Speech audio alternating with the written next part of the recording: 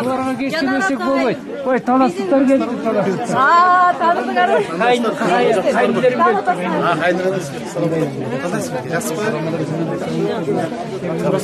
Gel oğlum. Ne uşularga kestirildi meymenler.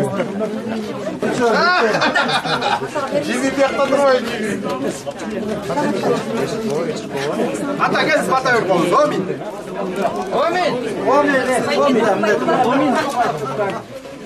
Karıları, yaşları. Şunda bugün açılış oluyorlar. Bunun kulüptün jabılganlığı kaçandan beri, soyuz tarağından beri kulüp jabık boşu. Buna rahmat. İmandı bolgular, şundan ırıştığı bolgular. Daimilik şundan mayran botpusun anayı. Kulübünar kutlu olsun. Ağırayıp turbay içinde ırdagan, bilegen yaşlar olsun. İkinciden buna kulüptü turgusalık degen. Hükümet bolsun, ay yerinde bolsun dep çıkarıp atar. Hükümet kırakmaz. Aile hükümeti proseslerini çıkarıp, aksını çıkargan kim? Oşan menen açılıp atar. Şunday ağarıp koğarıp, asılbaşlıklar, yaşları, kavanlar açık bolsun. Jarık bolsun, aman esen bolgular, kırsıktan çıkarıp olganıp giteyim. Allah!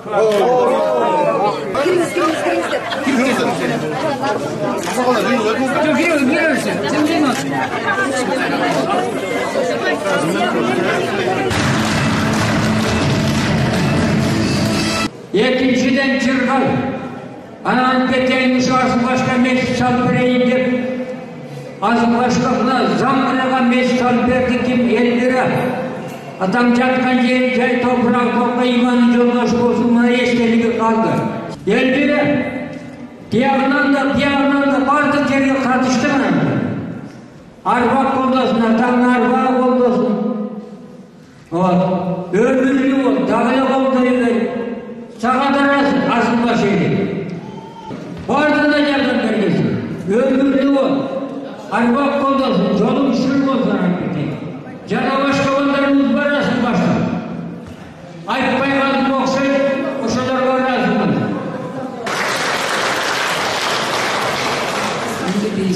Bugün madaniyatı asılbaş ayında açılıp mıydı? Jagım yaş bolsa baş bolуп açılıp bugün aksakallı atalardı jana ata geçiktүү энелерди жана бээде баатыр энелерди чыгып биздин конокторубуз Элмира баштаган мына Аргын уулубуз, Элмира кызыбыз, Жанар Делесовичтин уулубуз, Рысбек деле мына билесиңер. Мен ошо Жанар менен Рысбекти эмеде телевидениеде сүйлөгөндө ушунчалык туура сүйлөп атат деп такай көрөм деп сессияда.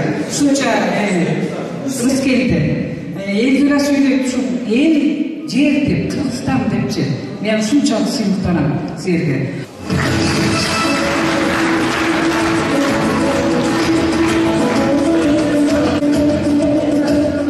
Саламатсыздар, урматтуу туугандар, ата-апалар. Ровно 5 жыл мурда Асылбашка келип, анда мен шайлоого аттам, бата сураганда ошо мен билем ушу астында отурган аксакалдар айтты эле. Элмира, эми сени көп тааныбайт экенбиз, шаарда жашап калдың, бирок атаңдын арбагын сыйлап, атаңды алып биз сага аванс менен бонус беребиз деп айттыңар эле. Ошондо мен сөз бергем. Кудай буйрса өтүп кетсем, 5 жыл парламентте силерди уят кылбайм. Балык депутаттардан болбойм. Жактан деле балык депутаттар жок да мен келем. Ушул келген группалардын арасында. Бирок эң биринчи болуп туруп, Кыргызды чоң атамдын күмбөзүнө барып, жактан Куран окуп, колуман келип ичинчи эң биринчи проект окугунда буйрса өтүп кетсем, суу проектисин аткарып берейин деп өзүм сөз бергем. Ошол эң биринчи кадам болуп, ошол суу проектиси болуп калды. Буйрса өкмөт колдоду, коллегаларга бюджеттен колдоп берди. Айыл өкмөт бияқта деген Момункуновторду көрүп айтам.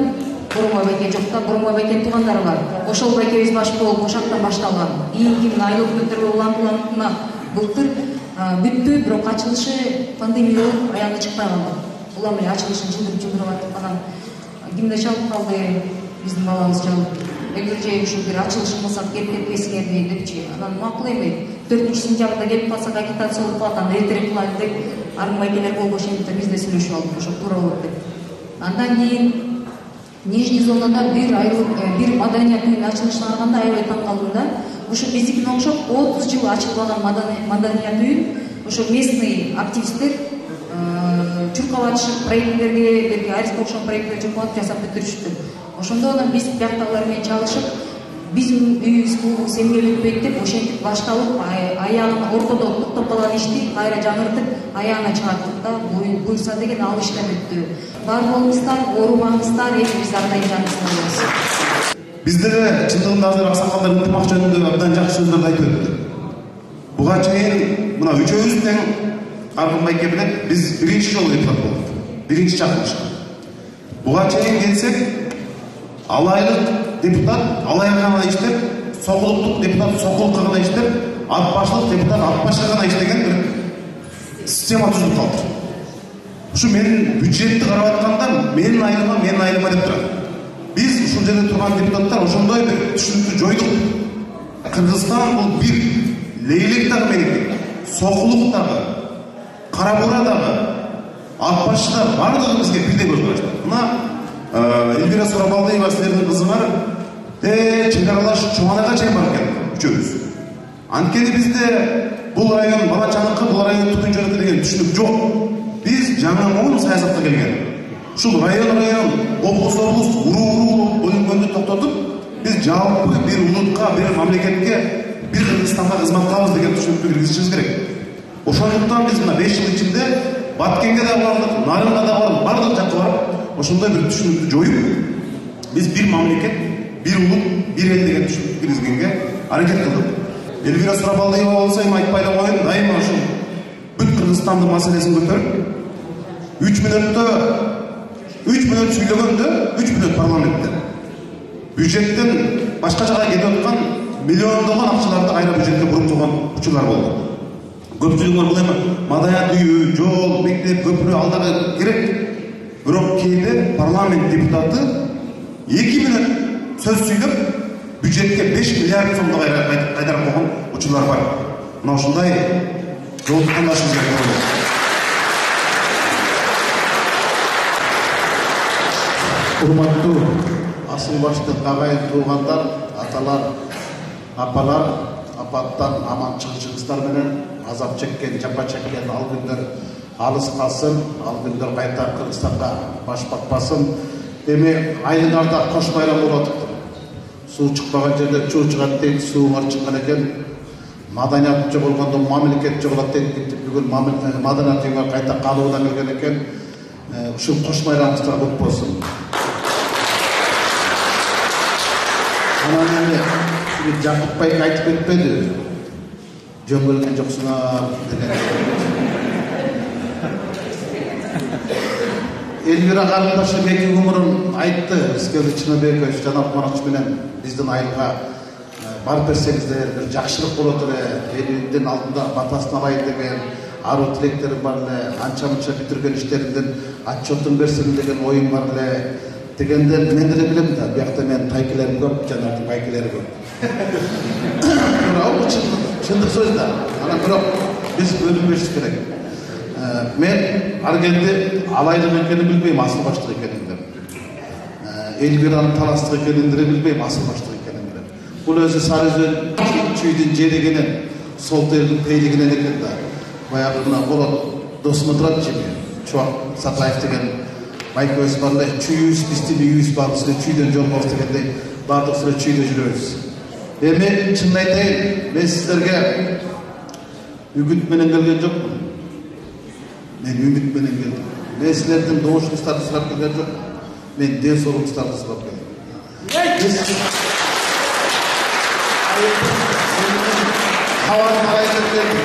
Айылдын элин жакшы байрамына конок болуп эле келдик. Анан кийин келе турган келет, бизден башкалар келет.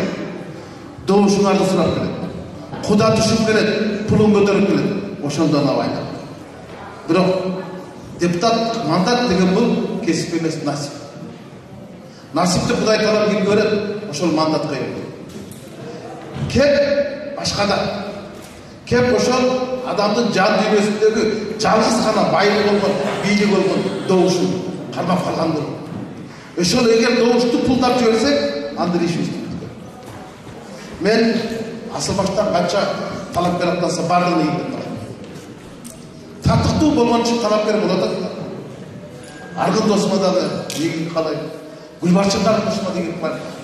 Жанар мен Эльвира үшеуміз талапкер емеспіз. Біздің бүгінгі күнде депутаттық мақамымыз бар. Біз депутатпыз, адам олар талапкер. Тура адамды дәулет өткенде адамды мөлеттеп деді. Депутатты мөлеттеп деді.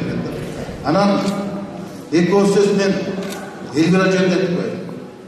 Қызыңар жөнінде 5 жыл ішінде 5 жолы сөз сөйлеген депутаттар бар. Көрдіңіз бе? 5 сөзді башын біріктіре алмаған депутаттар. Бірақ жаңа ушул жерге шығып ақсақалдар сөйледі, мен таңқалдым. Ушунчалык санжырғалы жақсы сөздер сөйледі. Мына ушуларды, ушул апаларды элита десе болады. Ана тепта біреулер элита ұстатпай ма? Енеңді дейін келеді. Ошолар эле келатат кайтырып. Биз элита ұстатпыз. Атасынан қалған мұрасты елеп алмасымыз. Ушул коркунучту. Эльвира жогорку кеңештеги 6 чакырыштагы кыздардан эмес, эркектердин арасында эң алдыңкы депутат болду десе бул факт. Буну мен айтпасам дагы тарых айтат. Силер айтасыздар. Буну мен жашырып койсом дагы YouTube деген малекет бар экен, ал жашырбайт экен. YouTube'га кирсең сурап алдан сурасаң чыгат да. Адам көтөргөн маселелери, көйгөйлүү маселелер, бул эч убакта бийликтин көйлөгүн мактаган жок да, элдин көйгөйүн айтып жүрдү да. Ошентип элдин оозун алды да. Азыр кайсы жерге барма? Эльвира айткан сөз кылышат. Демек бул элдин оозун алган, кадыры калымдап калган, урматы узарып калган кыз экенин 5 жылда көргөздү да. Мына Асылбактын сыймыгы болду. Анан сотканда эле эдипсас түгөнүп калганда саласыңар да. Devleti tügün kalandadır, devlet uzartıklar gelse, devlet uzartışlar gerek de, al silerin işini. Ben artık, agitasiya olup kalat. Men ümit kılbayım, men ümit kılayım. Bardığına halız karaysın. Mağa eğin eksikisi erteki şayloo ıntыбак bilen çık gerek. Kemir partiyalar olarak ıntыбак dengse. Intыбак dengse emez. Geçen kıyın gezde biz kırsıktı ıntыбак bilen jengdik. Erteki şaylooda biz ıntыбак bilen jengişimiz gerek. Bizge ıntыбаktı gerek, bizge ıntыбак gerek. Intыбаktı alıp keletmesi. Şayloo halız taza acilet ötse, halız taza adamlar barar. Eldin biyligi törtünde gelir. 4 çaktarda silerdi bilik azı silerdi kollarda. Mına bak silerdi aldığında oturmak. Battu Asılbaşı'nın ayır eli. Mınağınday çarptıragan madaniyat salın, çağın Жана көрдүңүздөр го, саясатка мынчалык кол чаппайт, депутаттарга мынчалык кол чаппайт. Жимин досуна канча кол чаптыңар, көрдүңөрбү? Маданияттын